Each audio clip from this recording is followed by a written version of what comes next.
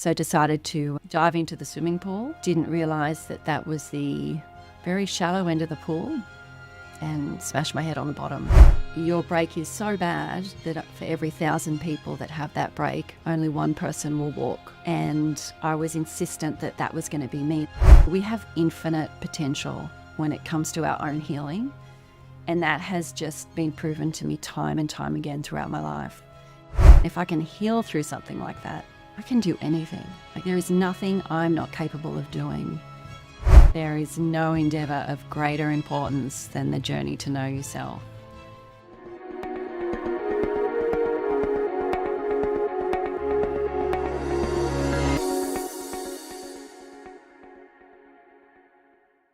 Guy here. Today I welcome to the show the beautiful Katherine Anderson.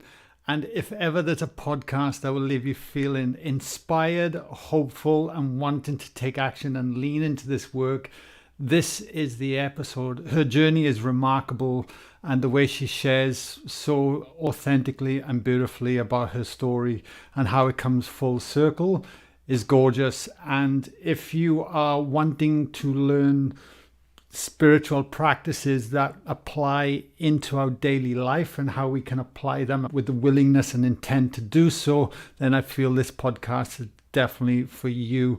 If you do enjoy this conversation with myself and Katherine, please be sure to let me know in the comments below. If you're watching on YouTube, hit a subscribe, a like. Help share these conversations that I feel they're so important. Let me know as well where in the world you are watching this from. It is great to connect, so it's not just the internet per se. And to round it all off, we have got one more 5-day retreat here in Australia in the Byron Bay Shire of Northern New South Wales here in September 2024. Come and join us. You will not regret it. I promise you. If you're looking for a tribe and heart-centered people that dive deep into this work and you want to see the best of humanity, this is one of the places to come, I promise you. Anyway, links are below for more details. Enjoy this conversation. Much love from me, and hopefully I get to meet you and hug you in person someday, somewhere. Oh, we're recording. We're live. Katherine, welcome to the podcast. So good to be here. Beautiful. Is this your first podcast, by the way? I didn't ask. I've actually started running some podcasts myself with my brother. We have a business together, an online wellness platform called OneQuest. So we've just started doing some podcasts ourselves, which has been really interesting to step into. But this is the first time I've sort of been interviewed. So, yeah, I'm really excited for it. Yeah, it's definitely different. That's for sure. Well, look, I really appreciate you coming on. Obviously, we've got to know each other over the last few years. And over that time, I've slowly been finding out more and more about your journey, you know, from the very time you first stepped, I believe, into, was it a one-day workshop you first came to? It was in Newcastle. Absolutely. And how long ago was that? Oh, I think that was 22. I just found you through Facebook. So it came up and I went to lean in and I thought, oh, I'm not sure. And then it just kept coming up and I was like, okay, it's time. So yes, it was a workshop that sort of started that whole path with Live in Flow. Yeah, amazing. Because what I've noticed, and just to help people, the listeners, bring it up to speed for everything, so we can dive into your journey. You know, I remember you came to the one day, and then you came to the retreat, and there was something you could just see that your level of commitment to the work and to the journey and the path you were on, and when people walk through the door with that kind of willingness and readiness and like I'm all in kind of thing, it really stands out. And that's where I get excited when you see people just like, where can I take these tools and these practices and in our lives? And, you know, and you've been supporting us since as well. We reached out and asked your support and we just all came back from Bali. And I know Bali was a very, I guess, it was a big deal for you to go there. So maybe let's start there, because you kind of, I guess, maybe close the chapter on Bali with our recent retreat. So let's take us back, because we were sitting in the car. I don't know when it was, when you were giving me a lift back from the last retreat, and you started telling me everything that happened. I was like, oh my God, I did not know this. So please, start wherever you want to. Awesome. Yes, Bali. That was a really interesting retreat to go back to. So I'm just shy of 30 years, maybe like 2 months off 30 years since I was in Bali previously. I was not in a great space back then. I just I'd had a really tough couple of years. I think, for a lot of people, that teenage time can be pretty rough. But I'd sort of come off the back of some sexual trauma and then straight into a scoliosis diagnosis.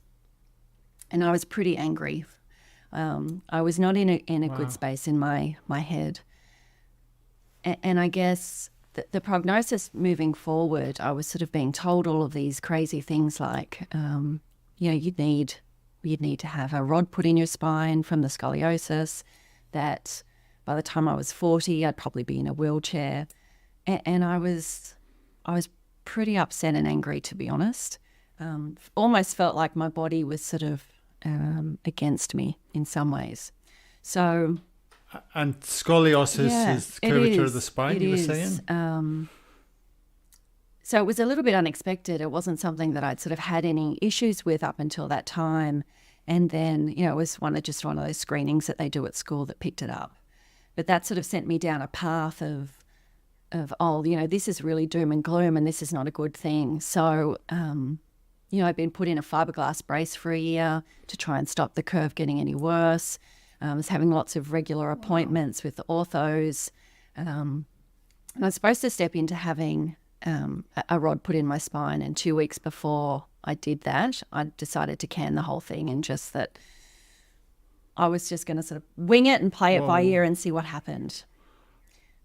How old were you at this point, Katherine? I would have been about 17. Oh, and that's when you had the year in that fiberglass. Yeah, I was a as little well. bit younger, so I was probably more like sort of 15 when that happened. Like it was challenging back then. And so by the time I got to Bali and I was there holidaying with my family, I wasn't in a good headspace at all. And I'd been saying to myself for quite some time leading up to it, I just need to go somewhere, like escape everything and find out and work out who I am. And it just kept playing in my head like I needed to escape. I didn't realize at the time that I was just trying to escape myself. I thought I was just trying to escape my circumstances. But I think that's something over the years that I've learned, that our circumstances actually don't need to change. It's just the support that we have to help us, find a path through it that needs to change, and that's really what we need. So heading into Bali, I sort of didn't know where life was taking me, and I'd woken up with like a rash all over my body, went to the infirmary, got some antihistamine.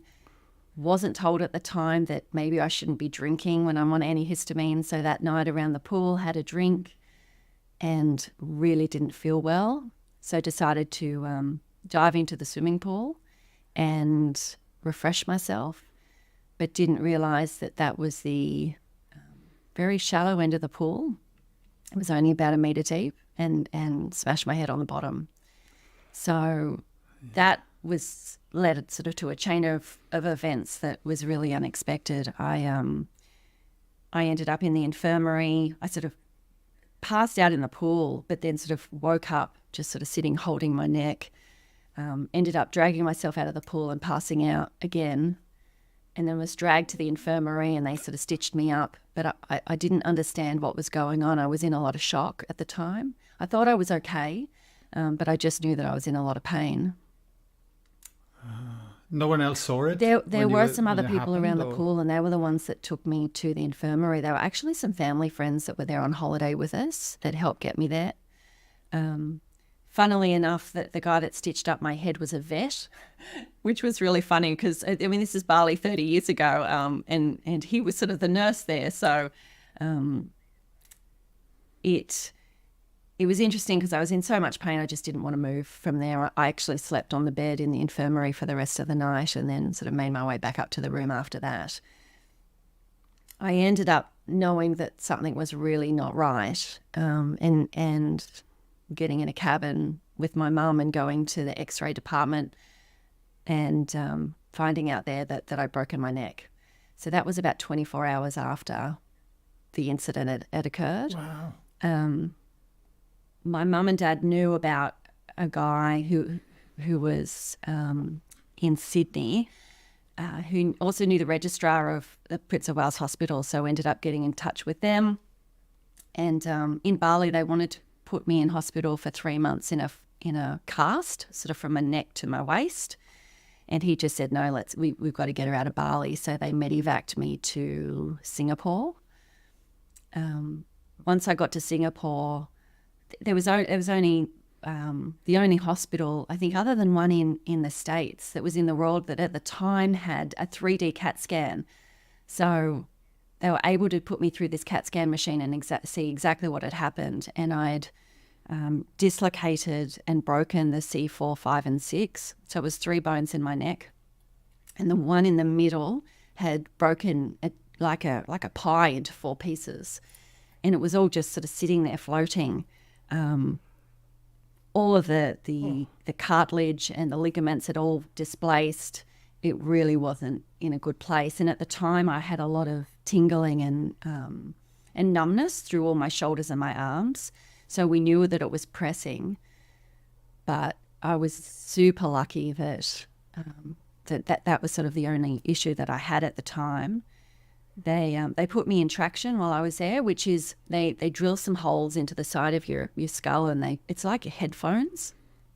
So they put these metal headphones into your head, and then they hang some weight off the end of the bed in a pulley system. So the idea is that you lie completely straight, looking at the ceiling, and you stay there for a couple of months until the break heals. And see what happens. So when we were in Singapore, they were pretty concerned. They wanted to do a spinal fusion while I was there, but the guys in Sydney said, no, we just want to monitor her, get her home. So what's a spinal fusion? So spinal fusion is where they take some bone from a different part of your body, normally sort of like your hip or something like that. They go through the front, so they take out your throat and they go in and they fuse the bones together to try and give it some stability. The idea being that without that stability, the chance of it actually breaking into your spinal cord is pretty high. Gotcha. So look, in the end, they got me back to Sydney after being in intensive care in Singapore for 10 days. They took 9 seats out of a jumbo to get me back. I was going to say, how did they transport you without you being able to move your head? They actually took the weights off and just tied my head to the back of they had like a pole at the back of the bed, and they ambulanced me to the airport. They put me in through the baggage section, where they put all the bags up and they take all the food up into the back of the plane, and they took out 9 seats and they laid me there. So it was big at the time. And once I got back to Sydney, and you're 17 at this point now? I was 18. Yeah, so I had my 19th birthday in hospital.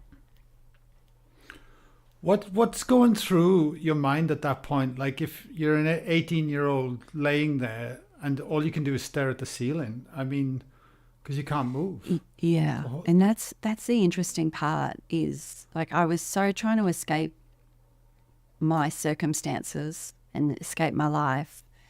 And it's like the universe heard me, and they were like, you know what? We've got the perfect antidote for that. We can really give you the time that you're looking for to work yourself out. And that's exactly what I got. Here I had booked to go to, like on a Kentucky tour, to go to Europe. Not long after I had my accident, I ended up having to cancel it because I was still in hospital. And I thought that was going to be what I needed to kind of find myself, but it wasn't. It was actually having time to work through, the trauma that I'd had, and you really work out who I was and what I wanted in my life, and what was actually sacred, what was important to me. And it took something that big to actually slow me down and stop me and say, hey, you're not on the path and on the direction that you want to be, and we need to do a total 360 and change direction. So it was a really big path adjustment for me, and very necessary. And so I'm just trying to place myself in that space at that age, and were like people bringing in self-help books to read, or were you listening to anything to inspire the way you were thinking, or to help you navigate to find yourself again? Because some people could just lay there and go absolutely crazy. Totally. And that's what was interesting when I got back to Sydney. I had all the support of my family, and I had friends coming in to visit. My auntie gave me a Louise Hay book. It was the You Can Heal Your Life. And that was really phenomenal. Wow. That really gave me, I guess, the agency to understand that I was in control of how I saw the world, and I was in control of my perception of things that had happened, and how I was going to take that on board, and what I was going to make of those experiences. So that was really interesting. My mum had also just come off the back of a trip to Camp Eden, and one of the things that she taught me while I was in Singapore and then back in Sydney was a beautiful breathwork technique where you breathe in a golden light and you really imagine and envisage this golden light coming through and then wrapping itself around the bones and around the break and the muscles and using it like a healing energy. And then as I breathe out, to actually breathe out all the inflammation and all the broken bits and anything that wasn't helping my healing. I didn't have a lot to do other than, things like that and reading. So practice that. So that was something I did every day. And it was really interesting that at the beginning, what I visualized was very different to what I was visualizing by the end. At the end, I was really seeing that the break had mended itself. I used to imagine it knitting itself back together and that everything was coming back into alignment. So that was a very powerful practice that actually gave me really a tool that I felt like was empowering to help me, really sort of get through that experience. So you weren't laying there thinking, oh God, is this going to heal? I'm fearful. But you were actually leaning into an envisaged outcome? Totally. Or were you dancing between both? I use that as a tool that I did have. And my mum had even brought a crystal for me to wear around my neck, and she told me, this is a healing crystal. It's going to help you heal. So I had all of these kind of little tools that I was trying to use because I felt like I really didn't have anything else. It was really interesting being in an environment like a spinal ward. You're sort of sitting there in between an acute area and an area where people come back in for sort of maintenance who are quadriplegics and paraplegics.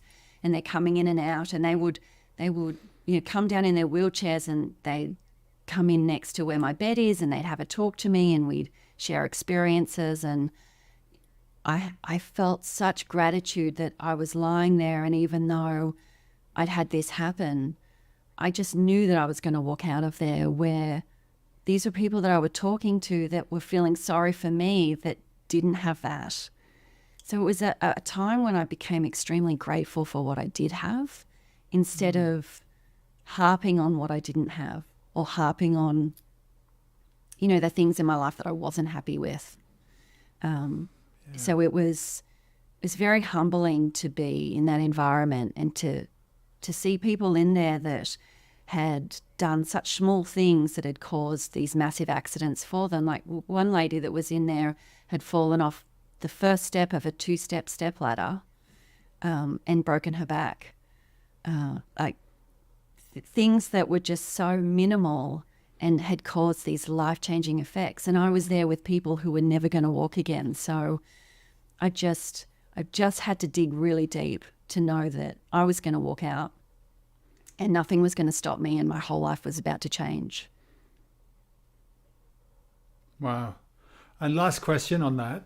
With the breathing and the visualization, because it's such a powerful tool, at that time, how long, like you said you were doing it daily, would it be for just 10 minutes? Were you there for an hour? Were you fully present? how did it look like for you when Yeah, look, applying that? I did do it daily. It was something I probably spent about half an hour in that visualization, maybe a bit longer. Sometimes I would Okay. fall asleep Yeah. while I was doing it. But it was something where I really tried to imagine very, very clearly what was happening, and that it was healing and mending. And what was fascinating about that is that when I got back to Sydney, they sort of said to me, your break is so bad that for every 1,000 people that have that break, only one person will walk. So I already knew how lucky I was. And I was insistent that that was going to be me. That one person, why can't that be me? So all the way through that, they were also saying, look, we're going to likely have to do a spinal fusion at the end anyway, because the chance of it still being stable is pretty slim once that healing time is sort of finished. And we'd done everything leading up to that sort of screening, preparing for an operation. And I just kept saying, I'm not going to need it because it's healed. And the morning of that screening, I woke up and that crystal that my mum had given me had broken in two on my chest, which is, I still to this day find really interesting because I couldn't roll over. I couldn't move. I was just lying on my back. And yet here I am with this crystal completely split in two on my chest. And when I went to the screening, they said that it was a miracle that it healed and that I didn't need a fusion. So to this day, I'm still in awe of that. And I guess that was the moment that I first realized that there was something so far greater than I was that was sort of puppeteering and orchestrating all of this in a way that I couldn't even begin to imagine, and really then started to lean into that. Wow. How long was that window? That was 3 months? Yeah, it before, was a once they couple of moved you months back? that I was from the time it happened till I left hospital. Were you getting much pressure externally anyway? Like, because it feel like I get torn when I hear these stories because I understand that they need to lay out the facts to you. But when you start hearing, oh, only 1 in 1,000, you're never probably gonna walk again. You're gonna need this. You're gonna need that. Like it can be very condemning at the same time. And I'm torn. Like I wouldn't know how, if I was, in the medical system, how to be dealing with these situations, because it feels like basically they're saying you're fucked, and Yeah. there's no other way because this is all we see, but not leaning into the possibility of, well, what is that 1 in the 1,000 person actually doing differently? Can we support you with tools or something to nurture that time while you're laying there? Oh, completely. You know? And I think when you're surrounded with it too in an environment like that, and you're seeing people that aren't the 1 in 1,000 everywhere, it is very, very challenging. And yet there was something inside of me that just wasn't going to accept that. And I think, that can be the power of mindset. And I think that was the interesting part for me, and that's what has continued to play out in my life, that the more I lean into what that like inner voice is telling me, that that's not going to be you, you don't need to be that, the more that the miracles just continue to unravel and unfold. I don't think we can really put anyone in a box and say this is what is going to happen, because the reality is that we have so much more control than what we think we do. And I truly believe that if we have the right mindset around it and we can put the right belief system in place, and using things like energy work and breath work to really be present and really be in with our bodies, it's unfathomable what is able to be accomplished. We have infinite potential when it comes to our own healing, and that has just been proven to me time and time again throughout my life. And it's something that I think once you see it and it's proven to you, you never come back from that. You can't look at things the same way anymore, because you realize you have so much more power than you ever thought was even possible. Totally. So what did that, before we kind of go full circle to you coming back to Bali, like you said, nearly 30 years on, what did that accident and that experience change in you? So when you left the hospital and you step back into the world, because you spoke about at the time you were very lost. Yes. And searching, was that person still innate in you, or had it really shifted a part of you that sent you on a different trajectory? What happened? It did totally change my trajectory. It took a while. We often talk about this at retreat. There was an integration period afterwards where I felt pretty lost and messy, and I didn't really know who I was or what path to take now. It's like when you have that massive path adjustment, it's like that sliding door moment. Everything shifts in such a profound way. Sometimes it's hard to sort of get your feet back on the ground. But over time, I guess that power that was within me was something that I really wanted to explore more. And my life circumstances completely changed. I felt like I really got back on track and worked out how I wanted to feel and who I wanted to be. And I felt like I'd been given this new opportunity, a new lease on life that I didn't have before. And it was like a second chance, and a chance to redo, so much of what I felt like had been taken away from me for all those years. So it was I feel now, looking back, such a pivotal time in my life. I couldn't possibly be who I am today without it.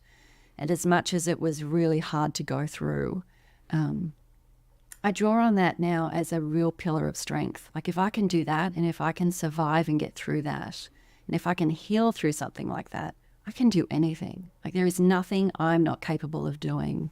And I think that's a belief that is so deeply embedded in me now.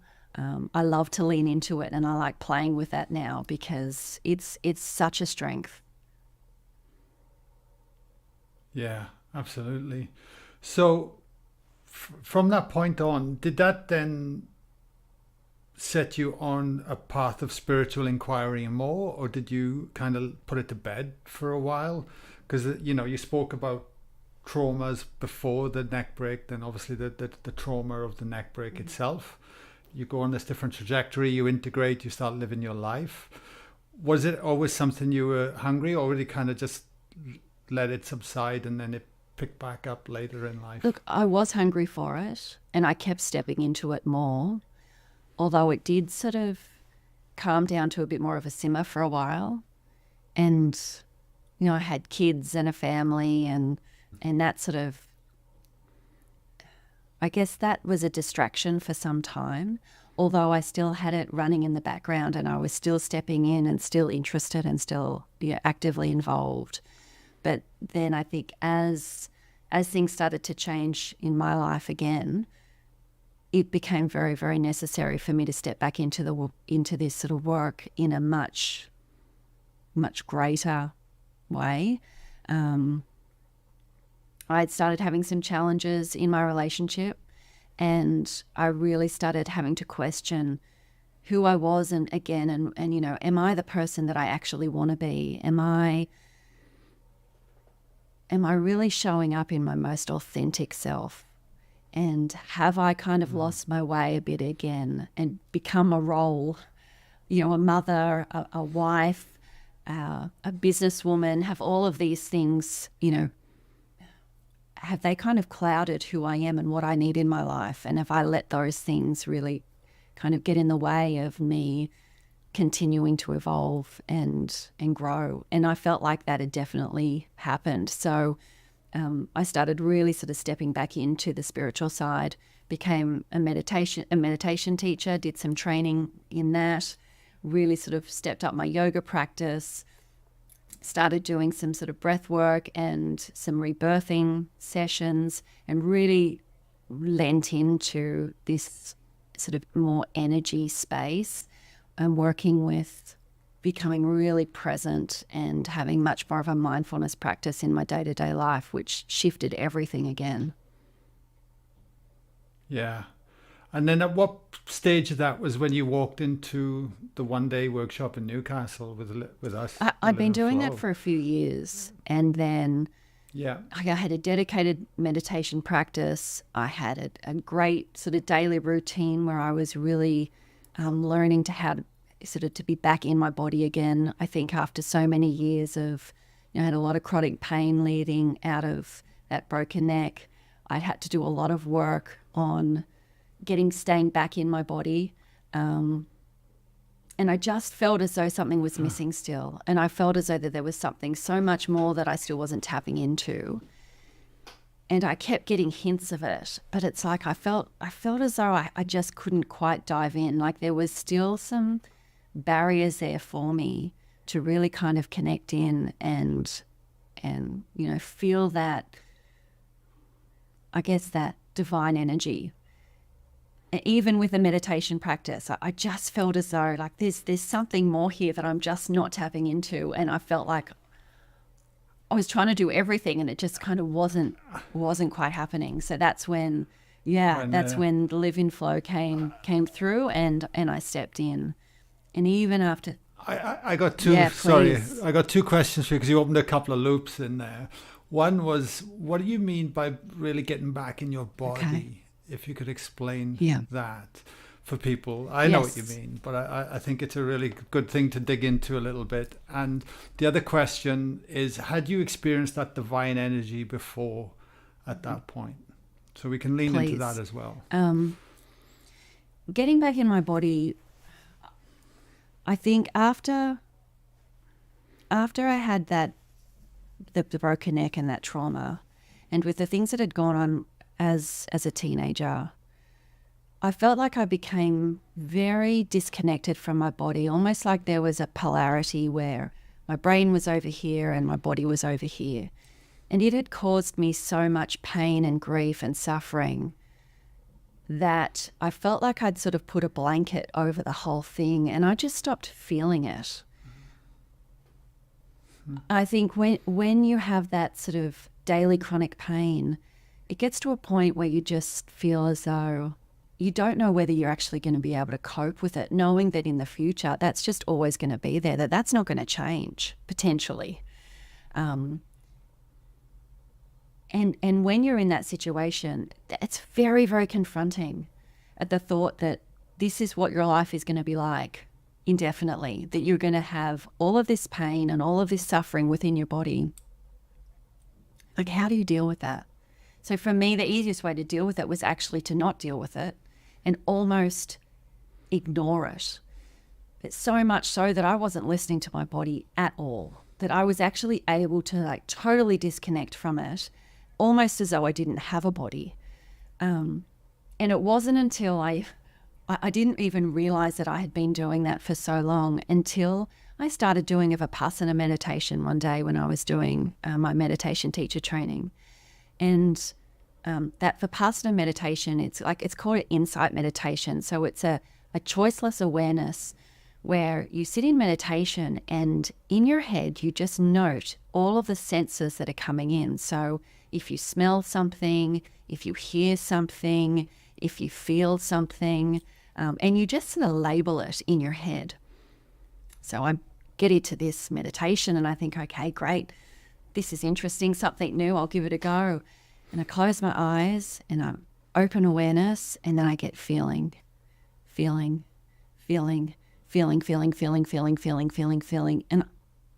I just burst into tears and I realized suddenly that my body was screaming at me, trying to get me to listen. And I had just been completely ignoring it. Like to keep myself safe in this safe little bubble, I had actually like totally disconnected from it. And that was such a powerful moment to realize that here I was trying to cope with things by actually disconnecting. So that was the beginning of really starting to get back and know my body again and feel safe inside of it. And now I have to have a really strong practice of yoga and like getting into ice baths and going for walks and doing everything I can and trying to do one of those things on a daily basis to really help me stay in my body, feeling it, being aware of it, listening to it, knowing when it's not feeling great, when something's uncomfortable, and learning how to just sit with it, hear it, love it, acknowledge it, and just let it go. And that has been in itself so powerful.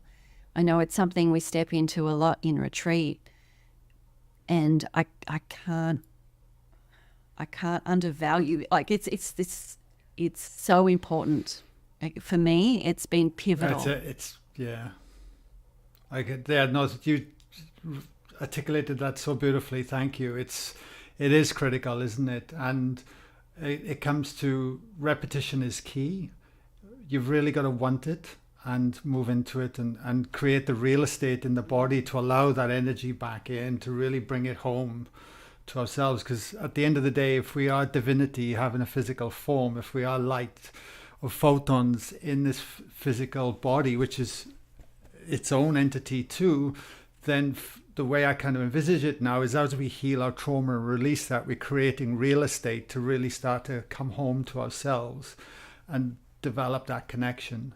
And how many people do we see at the retreats and the events that don't feel safe in their bodies, are completely disconnected to it, have no idea or awareness around it that they even don't feel safe in their bodies, because it becomes so much of the known and familiarity, the way they've accept, believe and surrender into the current status, that it's mind-boggling that this isn't more prevalent in our society, that this work is becoming more available, but it's so key.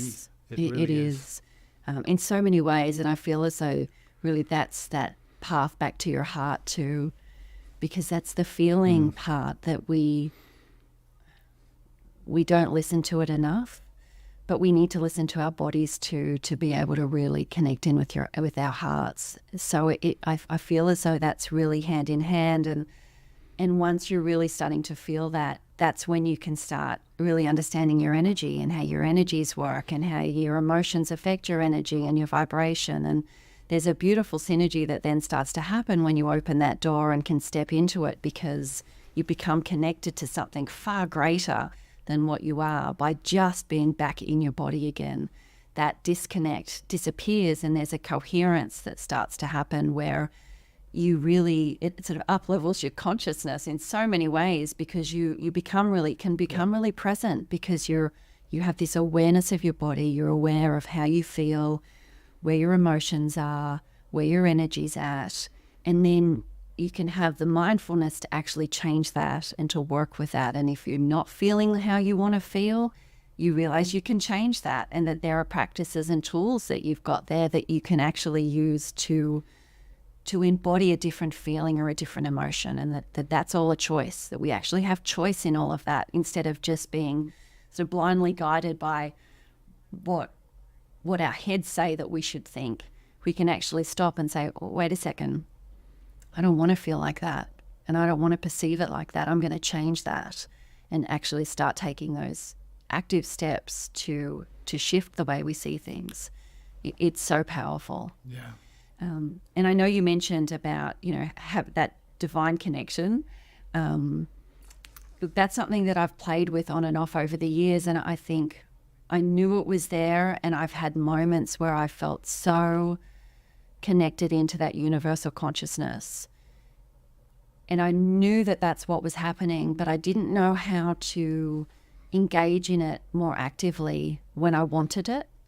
It was more, I would accidentally fall into it under certain circumstances.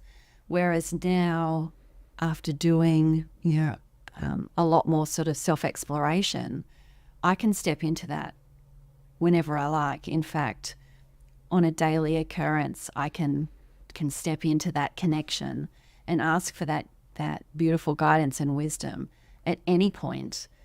And it's so available to me whenever I want it. Whereas I thought it was something that kind of had to be divinely given or ordained. It's completely the opposite. It's actually now so much part of my life and my existence that I can't imagine a time in my life when I didn't have it. Yeah, that makes complete sense.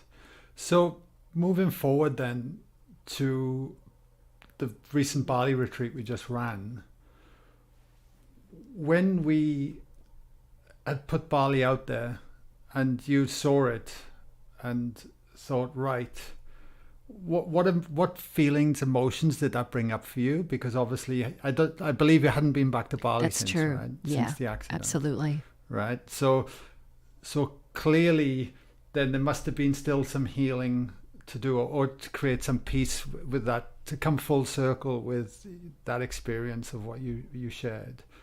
So yeah, I'm intrigued to know, what did it bring up for you? Why did you decide to go, and what did you get out of it? It was interesting that Bali and revisiting it had come up multiple times leading up to your announcement that you were going to run a retreat there. It was something that I'd been working through in the background. I've been doing a lot of breath work, which is sort of the new name for rebirthing. And a lot was coming up for me then when I was doing the breath work. I was really working through a lot of the things that I was still stuck with, that I was still holding on to. And when I do breath work, I find it really interesting that when I get to that connected breath, the information that comes through is so beautifully channeled, whether it's from my higher self or from something greater than that. The intelligence that comes through about where I need to shift, the way I need to change my perceptions, and what I'm still holding on to is so profound. It's like every time I step into it, I walk away just absolutely blown away. So a lot of the things that I'd been working on in those sorts of sessions were around things that I was still holding on to from Bali. For example, when I'd had my accident, from that moment on, I stopped dreaming. I didn't dream at night at all. And I'd been told at the time that a lot of people, when they get that direct hit to the head, that happens to them as a form of protection, so they don't keep reliving their trauma over and over again. In one of the breathwork sessions that I did, it came through that the reason I was not dreaming anymore was because when I was sort of stitched up, that it had created like a block there where that divine flow just wasn't able to happen properly. So within that session, we actually did a visualization of it being unstitched. So it was like a spiritual unstitching that took place.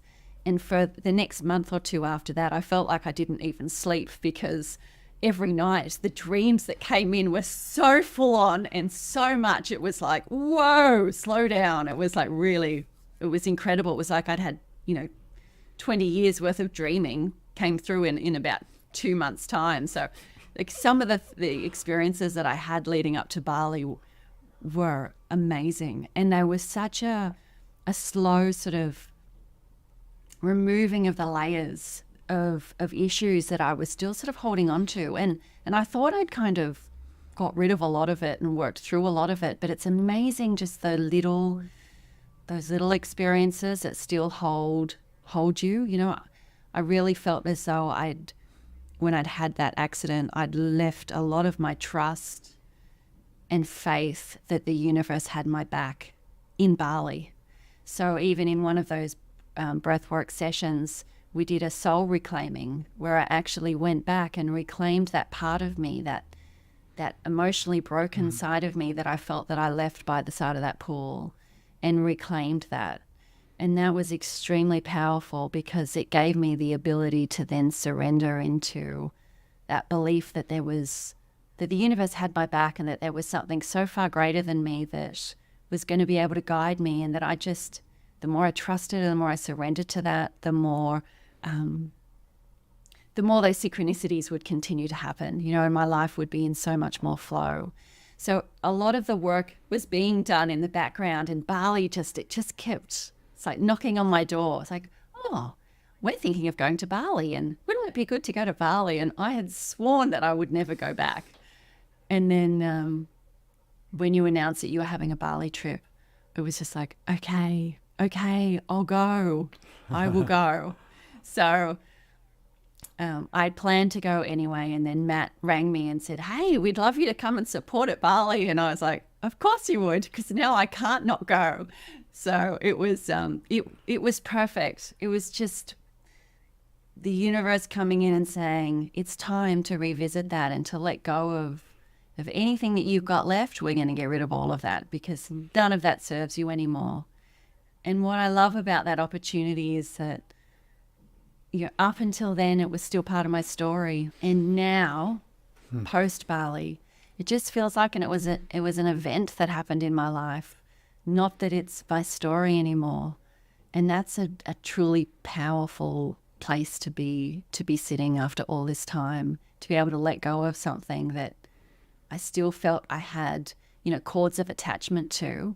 They've just fallen away now, and I feel whole again after revisiting it and re-experiencing it. It's been, amazing. Wow, thank you for all that. It's incredible, and it's just honestly, it's incredible to witness the dedication that you've put in just for yourself and the exploration. Because even when we talk, you've been like, oh, I've been studying this, I've been trying this, I've been doing that, and like you're constantly exploring, curious.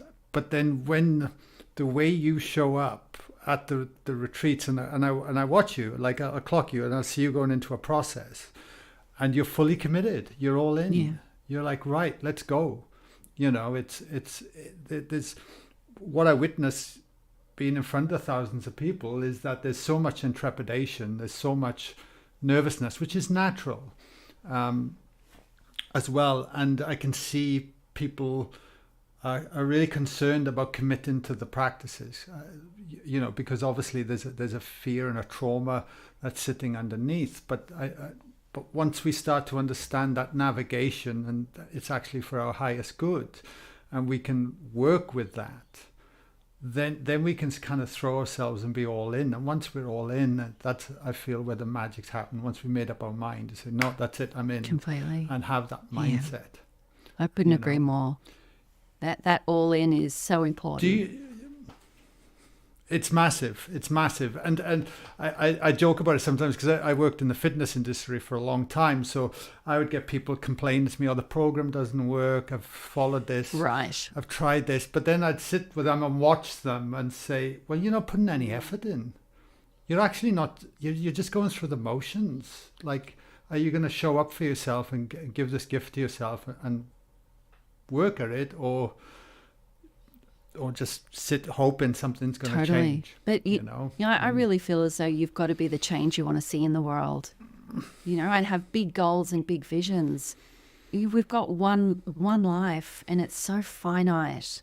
I just don't want to live the same life 75 times over and not take those chances. I think my journey has really continues to prove to me that if I'm not all in, then it's such a missed opportunity. And if I can perceive it, I know I can receive it. It's such an important part of showing up. And I know that my level of consciousness and how I turn up energetically and how all in I am is going to directly impact my result and how I feel. I just don't know that there's another way to do it other than be all in. I'm just not prepared to sit by the sidelines and let this opportunity pass me by without giving it my all. Yeah, beautiful. Hopefully people listening to this will be inspired enough to go, you know what, I'm going to dive in. What have people within your family and friend circles and things like that, have they noticed, or is it just Katherine being Katherine, you've just gone about things and it's just going on, or are people seen what you're doing with yourself and the changes? How's it been navigating that kind of personal space, I guess? It's been fascinating to watch. When I really started sort of leaning into this work, my focus was just on me trying to be the best version of myself and to show up in the cleanest, clearest way possible, and to really be able to be a better support for other people as well.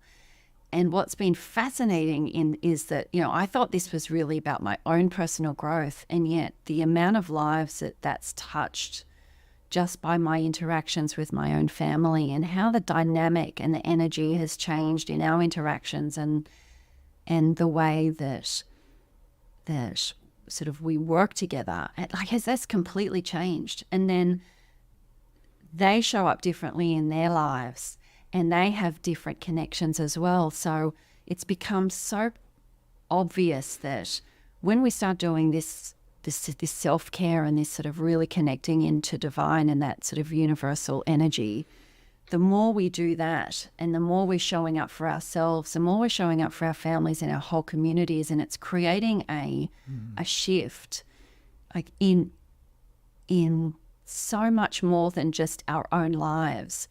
It comes back to that concept of sort of duality. I feel like the more we do this, the more we become just one consciousness, and the more we're all joined together and we're all moving forward together as a group. And it only takes one person to start that chain reaction, because it's infectious, and it just spreads, throughout. And that's something that's become so fascinating for me and so transformational that that's where I've stepped into building this online wellness platform with my brother. The concept of OneQuest was the ability for me to be able to actually come in and help give other people tools to help them support themselves and then their families and their communities. And, when you start thinking of that concept of potentially touching the lives of 1 billion people, that's not such a bizarre concept, because one person and affecting and changing one person, that affects their families, and then their families' families, and then their friends, and then their community. And the ability to create those waves of change is just phenomenal. And it just takes people stepping in and stepping up and saying, I want more. I want more, and I feel more, and I know that, by really sort of understanding that I'm more than just my body, I'm more than just my mind, I'm beyond my 5 senses, and that I have the universal wisdom and that quantum wisdom right there that I can draw on whenever I want. That's what changes lives, and that's what will change this world. I truly believe it. Yeah, absolutely. I couldn't agree more. One last question for you before we wrap up the podcast, Katherine, and that is, we've got I don't know when this podcast is going to go live, but we've got one more retreat in Australia this year in mid-September. It's 5 days. You've just spent 6 days with us in Bali. People listening to my podcast will definitely be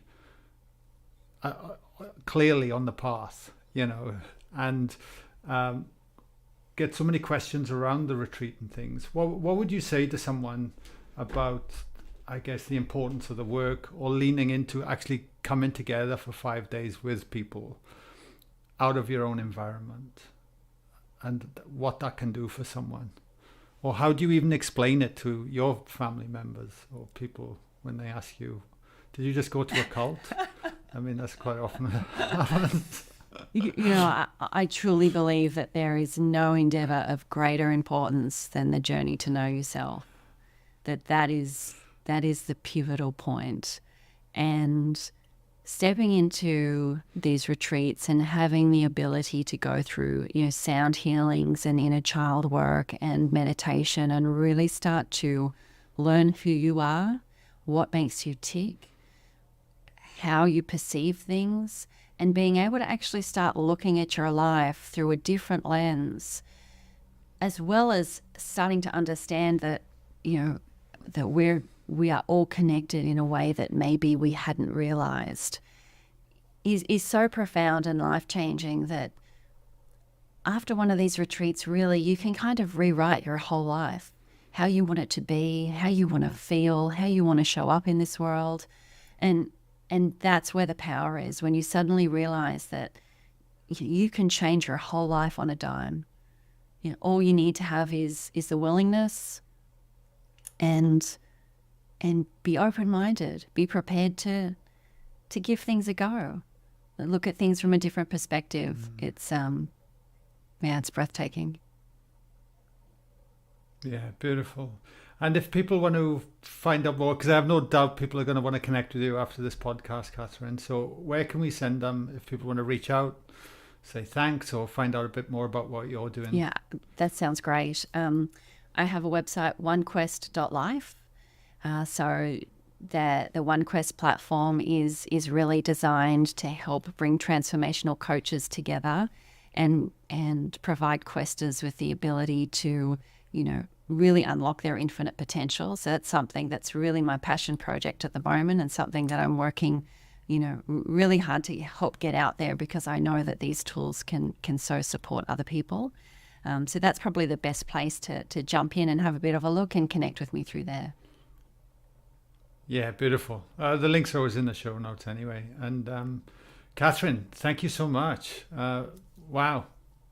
I'm so glad we got to get this down on a podcast today. I really, really appreciate it. Thank you, Guy. It's been great. And I can't thank Live and Flow enough for you're bringing this possibility to people. It's just amazing. And